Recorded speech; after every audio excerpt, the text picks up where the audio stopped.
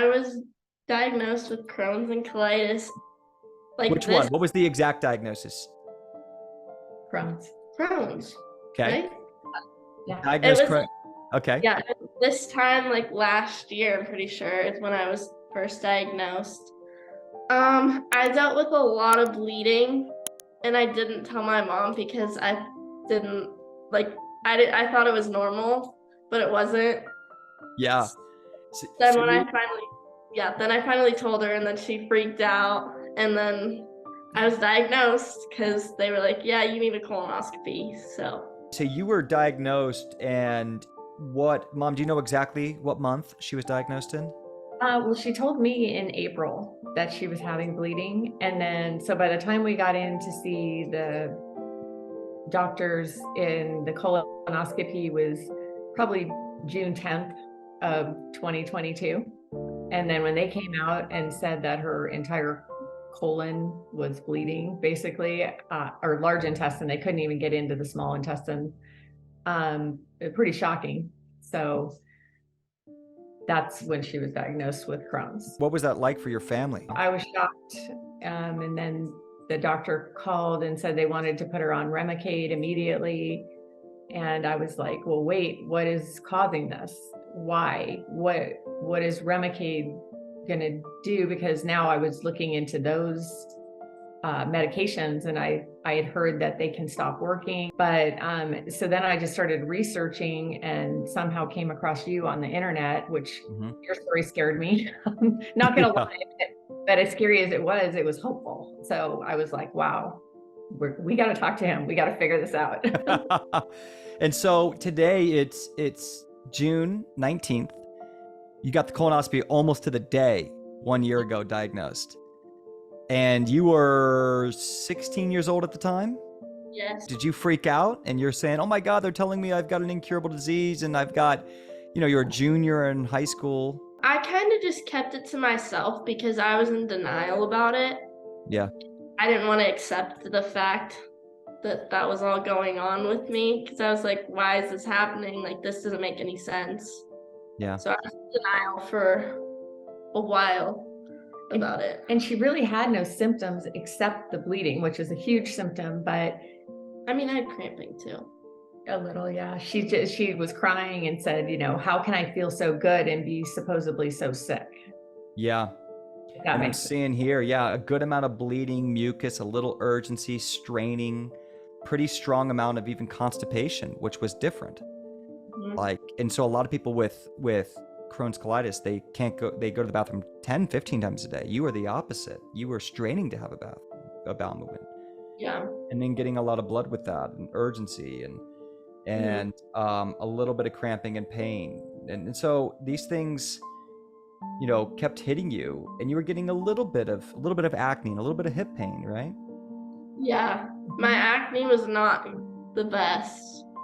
So you were noticing, skin reactions and maybe arthritic reactions. Yeah.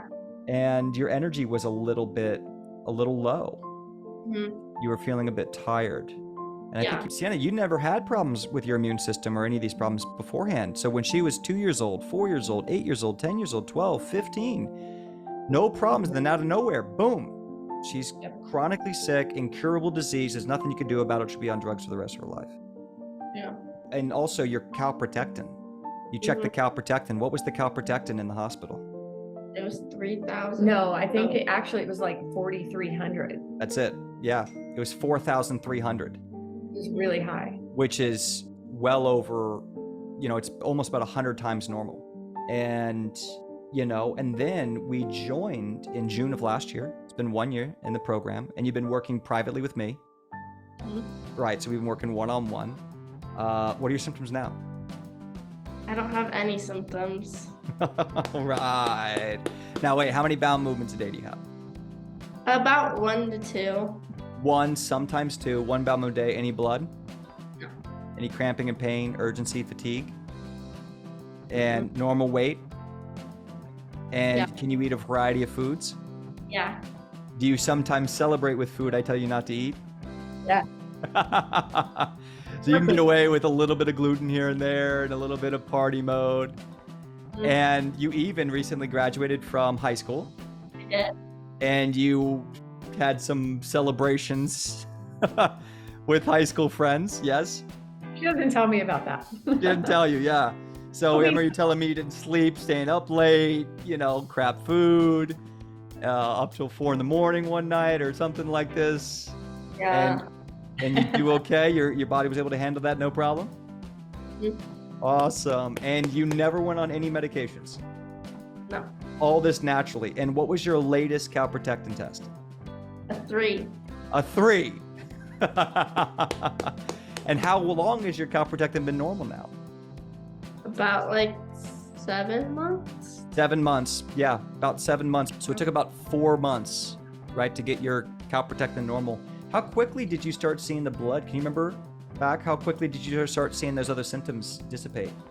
The blood went away pretty quickly. It was the mucus that took a little bit longer. Uh-huh. But I want to say the blood took 2 months to go away? Probably. Yeah, I'm seeing here in July last year, so 1 month in, your blood went to a 2 out of 10, so it was a little bit lower, and the mucus was sporadic, there was no urgency, and then your blood was eliminated by August. Yes. Any problems in your blood work? No, it just came back through Phoenix Children's Hospital perfectly normal. Everything's perfect. Iron levels, iron stores, everything. Wow. Blood work perfect. No CRP, no sed-rate issues, no calprotectin issues, no anemia issues, normal hemoglobin, normal ferritin, normal iron, and stool, and then our functional lab tests. Yeah. Our last test, we saw normal inflammation, normal digestion. We saw a dissipation of a lot of root causes we had found because you had a ton of SIBO, a ton of dysbiosis. Yes. That also dissipated from your functional labs we did with you. Let me ask you, Sienna, to some other young girls out there who are looking at this and overwhelmed. Did you feel overwhelmed with, I can't eat all these things, and this guy's going to tell me to be all strict, and I'm going to be overwhelmed? Tell me about that experience then, a year ago to now. So when I first found out, I was going to my church camp 2 weeks later. So I was told oh, you have to be gluten-free, dairy-free, everything free. And I was like, shoot, I don't know how this is going to go. So I went and got all of these gluten and dairy-free snacks. And it really wasn't as bad as I thought it was going to be. And then now I'm here and I eat pretty good, but there's sometimes when I'm ooh. Yeah. But it doesn't affect me like it would have a year ago today. What about skin? What's happened to your acne and skin since eating healthy, just good, healthy, broad food? So I would always get super cystic acne, little bumps everywhere. And I went to my dermatologist, which did help. But even that, I'd still get the cysts over my face, and I hated it. I want clear skin. And through all of this, now I think I get one little acne spot every 2 months, and my skin's pretty much clear. Wow. So your skin's gotten a lot better. What about bloating? I feel that's gotten better too. I mean, I was never a person that really dealt with bloating. I mean, a little bit towards the beginning, but I don't have any bloating. And do you feel like you're on a diet now? No. So you feel like you can eat how you want to eat, and you can eat freely and broadly. You just have a higher discipline or a higher value for what you put in your system. Yeah. What would you, if there's both of you guys, if there's one piece of advice you'd give to a young girl in high school or a young boy in high school, Sienna, what piece of advice would you give them? And then Mom, what piece of advice would you give to parents? Just really look for the light at the end of the tunnel, because it's all worth it in the end. Because I know it was a very dark start, but now that I'm here, it was all worth it. So just look for the light at the end of the tunnel is my piece of advice. Awesome. What about you, Mom? I would say trust your gut. The doctors were really pushing me to start her on the medication. And if she was in the hospital and completely critical, of course I would have started whatever they told me to start. They told me she was very dire, with the amount of bleeding and the amount of damage in her colon. but she was not critical. I just asked if I had a little bit of time to do some research on what could be causing this and those type of things. And she said yes, but I would get her started on this Remicade as soon as possible. And then we talked to, your group and got in touch with doing the one-on-one training. But I feel like if you can figure out the root cause and the way you guys interpret all those tests and do what you say to do, it's going to help immensely.